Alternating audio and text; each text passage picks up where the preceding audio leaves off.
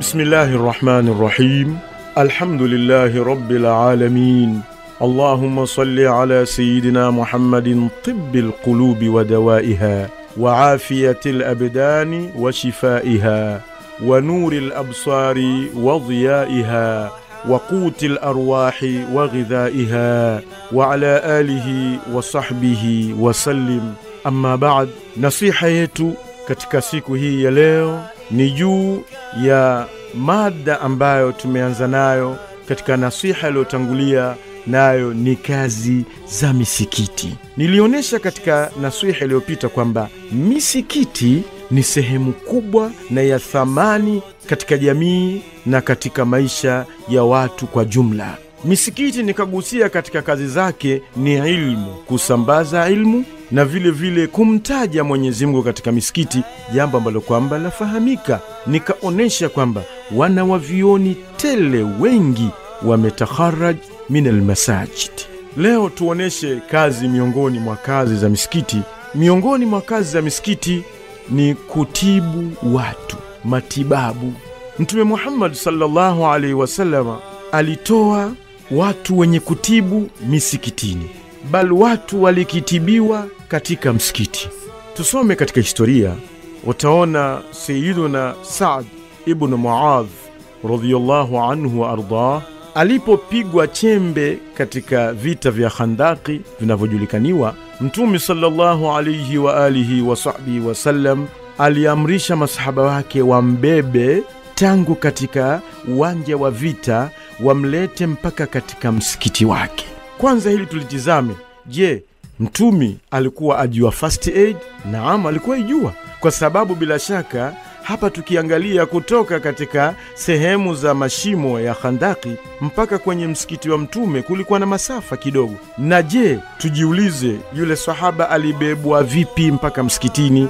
Bila shaka kulikuwa na machera. Mtume aliwafundisha masahaba wake kuna first aid, huduma ya kwanza, na miongoni mwa huduma ya kwanza ni kuwa na machera. Akabeba sahaba kama yule mpaka msikitini. Kumbuka vile vile kwamba Mtume ajua first aid au huduma ya kwanza ni vipi aliweza kuzuia ile damu isiendelee kumwagika, ili sahaba kama ule akaisha damu na akadhurika. Hilo pia tunalisoma kwamba Mtume alikuwa anawafundisha masahaba wake mambo mbali katika maisha, si kuswali tu. Leo tunapoona nchi au serikali inaandaa mafundisho ya huduma ya kwanza, si mwanzo, halikuanza hapa tu.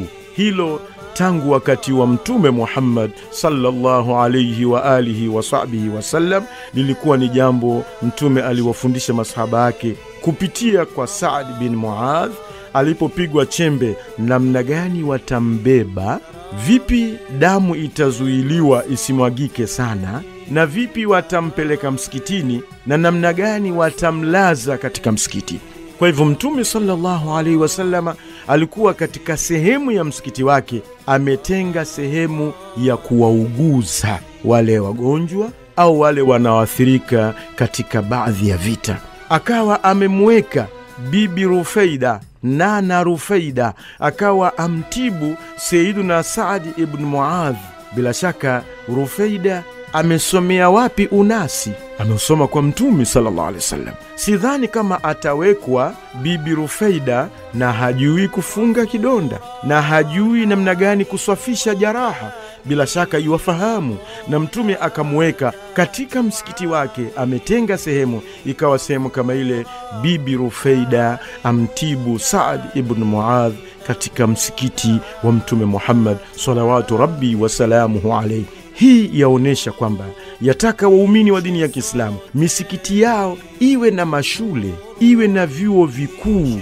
Pale eneo la msikiti, mtoto anatoka shule anaingia msikitini, mtoto anatoka university anaingia msikitini. Vile vile kuwe na mahali pa kutibu, yani mtu aweza kutoka msikitini akaenda akatibiwa, au baada ya kutibiwa akarudi msikitini. Yani vitu ambavyo kwamba vinachukuana, nguvu za kimwili na nguvu za kiroho zinapokuwa pamoja, jamii inaishi katika hali mzuri, hali ya kupendeza, hali ya maendeleo. Nataraji insha Allah taala kutakuwa na miamko katika jamii, misikiti itafanya kazi na inshallah taala itaweza kuleta matunda na natija katika jamii zetu.